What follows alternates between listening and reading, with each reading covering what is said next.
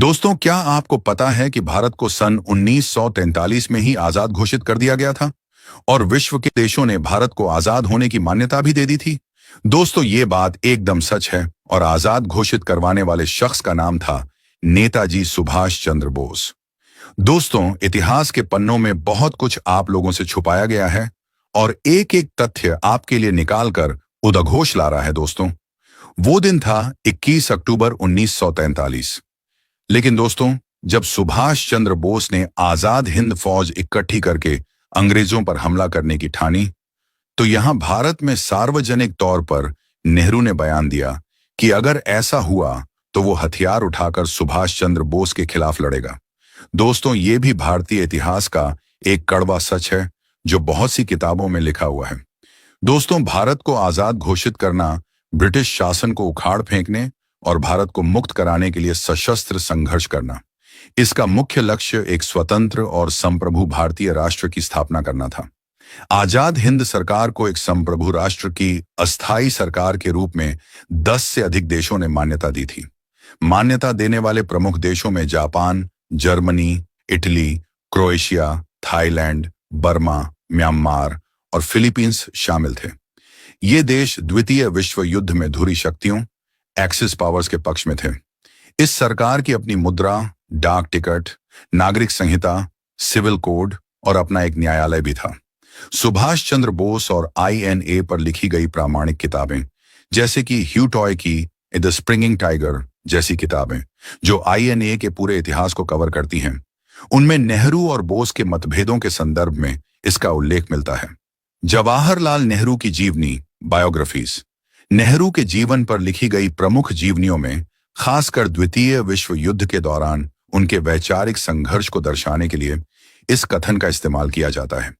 आधुनिक भारतीय इतिहास पर शोध आधारित पुस्तकें वे इतिहासकार जो कांग्रेस और INA के बीच के संबंधों का 30 दिसंबर 1943 को नेताजी सुभाष चंद्र बोस ने पोर्ट ब्लेयर में इन द्वीपों पर स्वतंत्र भारत का झंडा फहराया था।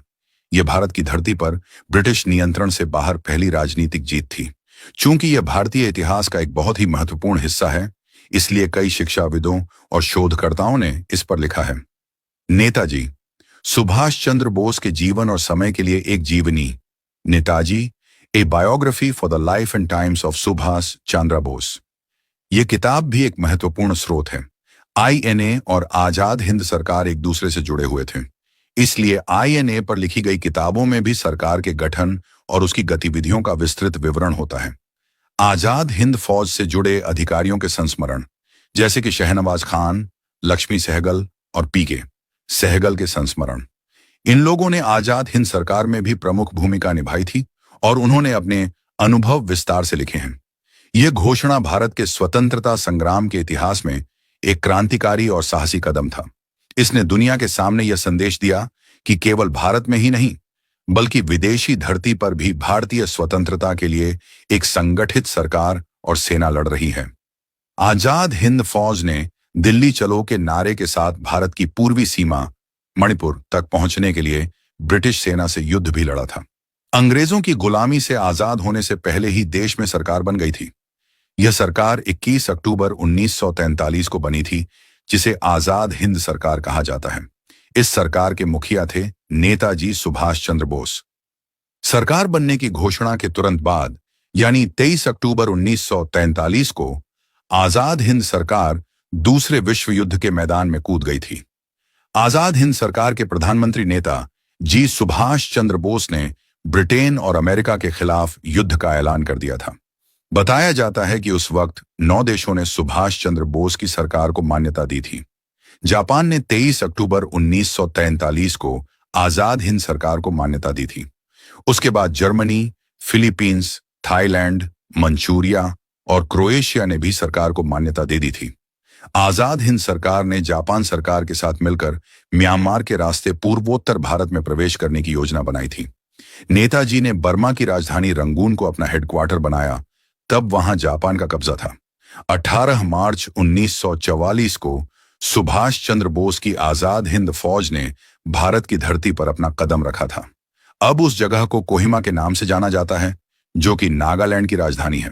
दोस्तों, सुभाष चंद्र बोस ने भारत को आजाद करवाने के लिए जी जान लगा दी थी।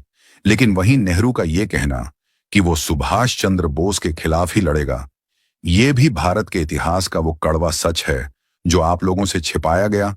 उद्घोष आपके लिए इतिहास से जानकारी का रहा है, जो सच आज तक छुपाया गया। दोस्तों, जानकारी अच्छी लगी तो शेयर कीजिए और उद्घोष यूट्यूब चैनल को सब्सक्राइब कीजिए।